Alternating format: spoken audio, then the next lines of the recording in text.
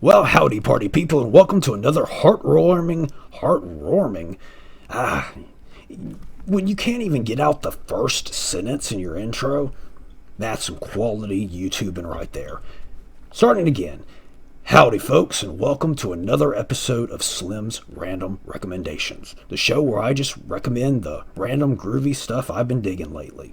First on the list is a movie I watched yesterday, but by the time you actually probably see this, it'll be kind of far removed.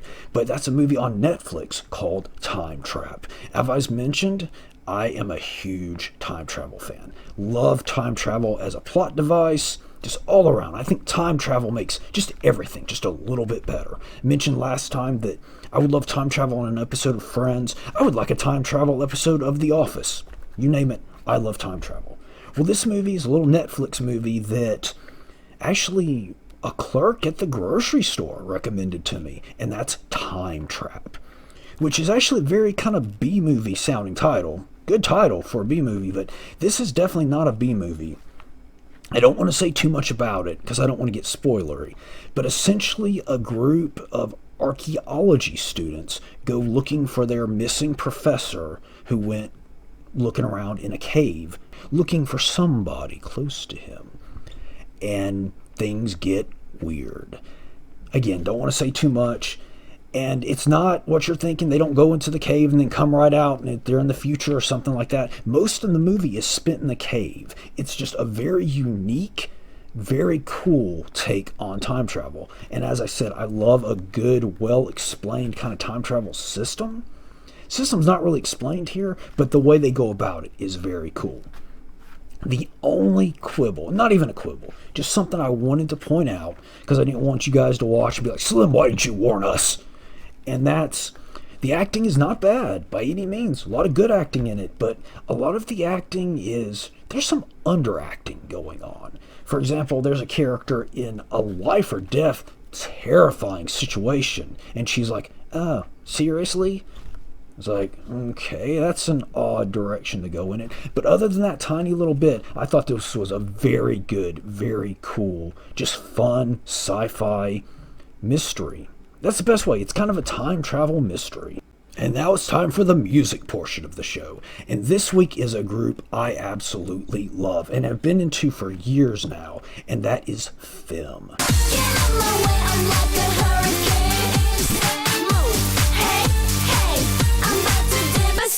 And FEMM is a Japanese duo who just have taken kind of pop music just to a whole nother level.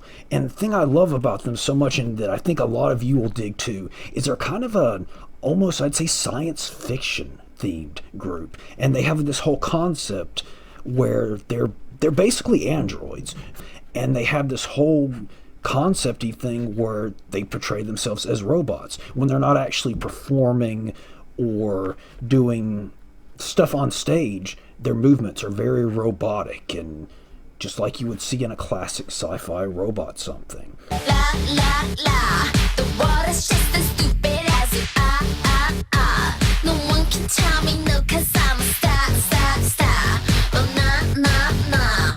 And if you get in my way, I'ma slap you on the face. I actually saw them in concert, and they actually had their handlers bring them up on stage, carried them out. They were completely stiff. I was just super impressed by their lack of movement to begin with, as if they were mannequins or androids that had yet to be turned on yet.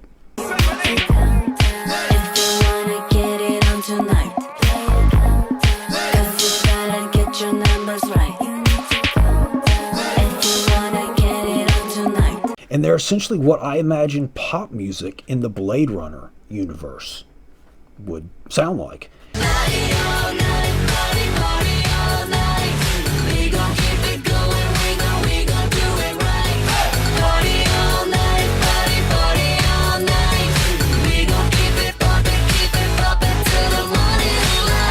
And all their stuff's in English, and it's just great stuff. So it's one of those cases I would highly recommend them to people that don't necessarily dig pop music, or people that think that pop or EDM or that kind of stuff just has nothing to offer or is vapid or whatnot. This is definitely some dancey type music with thought behind it, concept and theme. Just very cool stuff. Can't recommend FEMM highly enough. And the last thing this week that I'd like to enlighten you fine peoples to, and that is my favorite comic book of all time, and that is Poison Elves. And the best way I could ever describe Poison Elves, and the way I've described it to everyone I've ever tried to get to read it, is imagine if Quentin Tarantino had directed Lord of the Rings. Or imagine if Tarantino wrote and directed a Dungeons and Dragons movie. It's essentially sword and sorcery, but with the twist, the hero, not so much a hero, but a foul-mouthed, borderline alcoholic elf who he'll shoot you in the face. And he actually does have a gun, which he got, won't tell you, because that's a very cool story, but he does have a magical gun from another world, never runs out of ammo, and he will shoot people in the face. Poison Elves is definitely R-rated. This is not one for the kiddies. And this is another one of those things, kind of like I was saying with FEMM, is a group I would recommend to people that don't necessarily get into pop or EDM. Poison Elves is the book I would highly recommend to people that don't necessarily get into fantasy or sword and sorcery or D&D. It's a very kind of hard rock, punk rock kind of take on sword and sorcery fantasy, on high fantasy. The guy who wrote it, Drew Hayes, was very much into metal and punk and things of that such. And there's actually even little references to it that pop up throughout the book. The lead character, whose name is Lucifer, spelled differently, but Lucifer has a demon living in his head. And this demon kind of can transcend worlds. And so he's always making references to music and stuff from our reality. And the lead character, Lucifer, is like, great stuff. Highly recommend it. There is a bunch of collected editions, but there's one that has the first 20 issues all together in one very affordable paperback. Fantastic. Great art style, too. Just the detail on the background and all the monsters is phenomenal. The only drawback to Poison Elves, and this is an unfortunate drawback, is the creator, Drew Hayes, died before he could finish up the series. Granted, it's like 100+ issues, so there's a lot of great story to enjoy, but the overall thing was just, it was never finished, unfortunately. But it's still, please don't let that stop you. Poison Elves is phenomenal. Wow, I think that's the first time I've used that this episode. Phenomenal. Whoops. Poison Elves. Do check it out.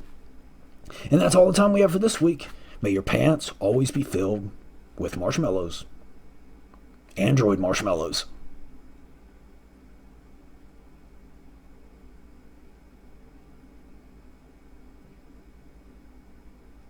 Bye.